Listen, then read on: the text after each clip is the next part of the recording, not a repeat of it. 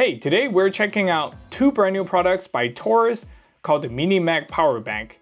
On my left, I have the 5000 milliamp version. On the right is the 10,000 milliamp version. So today we're gonna walk through some of the key features that I like about these power banks, as well as some of the things that you should look out for.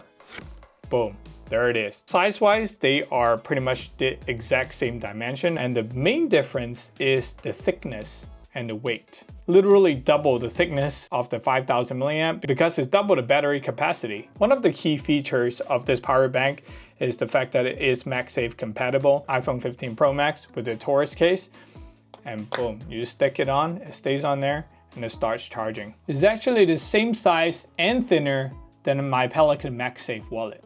With the exception of the thickness, the weight, battery capacity, as well as the charging speed is a little bit faster at 22.5 watts with the 10,000 milliamp versus 18 watts with the 5000 milliamp. These two battery chargers are essentially the same. This power bank is only 0.3 inch thick and it only weighs 4 ounces. And when you put it on the back of your phone, it is only slightly thicker than your camera bump.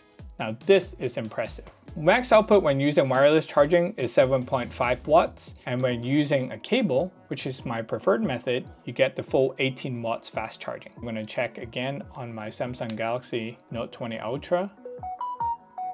Fast charging. The good news is both of these will fast charge your Android phones, but if you're thinking about getting something that can do super fast charging, you need to get something with a higher wattage. The Pixel 7a is at 0% battery. I'm gonna charge it up to 50% using the 5000 milliamp. So it took about 45 minutes to get to 53%. I'm just gonna let it charge all the way through and see if we can get to 100% on the Pixel 7a. Passing it on the Galaxy Z Fold 3 from 0%, half an hour later, I got 27% charge.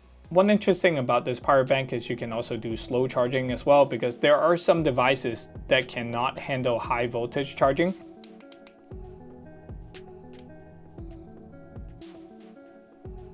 And you'll see it start flashing like this.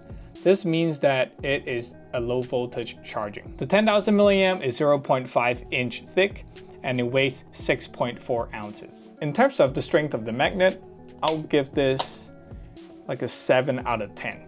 It's very strong, it doesn't wiggle too much, and if you're not doing sports with this power bank is going to stay on the back of your iPhone without any issue.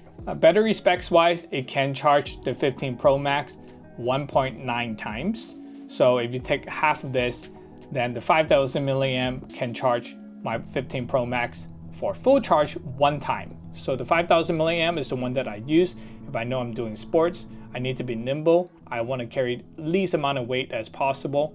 This is the one. The 10,000 milliamp is the one that I use inside my tent. So I'm charging all my devices, including my watch, my AirPods Pro. Then this is the one that I use. I just flip it over and put my AirPods Pro on here and it will start charging right away. So after using these two power banks to solely power all my devices during camping for the past week, so what are some of the downsides with these power banks? Number one is heat dissipation.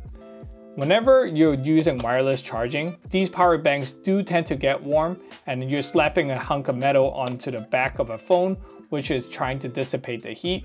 Heat builds up and boom, it stops charging. Now this is not a unique scenario for this power bank specifically.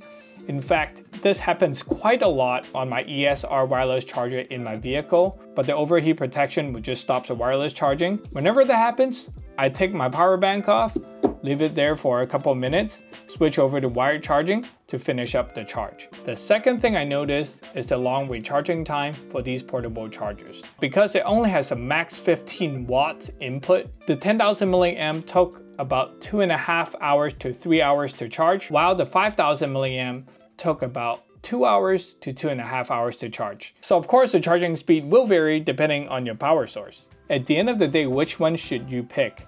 Well, that really depends on your use cases. If you want to err on the side of caution, then get the 10,000 milliamp.